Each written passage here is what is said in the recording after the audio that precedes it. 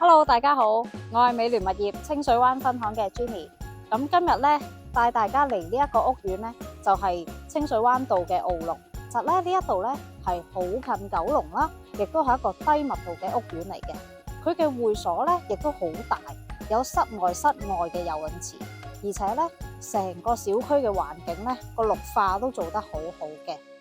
咁咧大家都知道啦，其實呢一個樓盤咧喺2018年已經開售噶啦。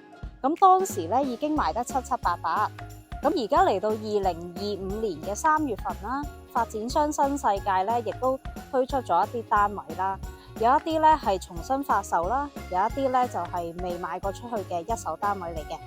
咁咧佢細至有400幾尺嘅一房啦，亦都有1800幾尺嘅4房雙套啦，亦都有1800幾尺嘅連天台特色單位啦，亦都有幾間複式嘅單位嘅。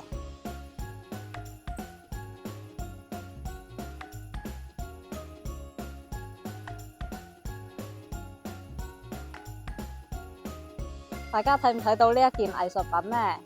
咁咧講到價錢方面咧，亦都2025年咧比起18年推售嘅時期咧，價錢咧亦都好似呢個蘋果咁跌咗一嚿落嚟噶。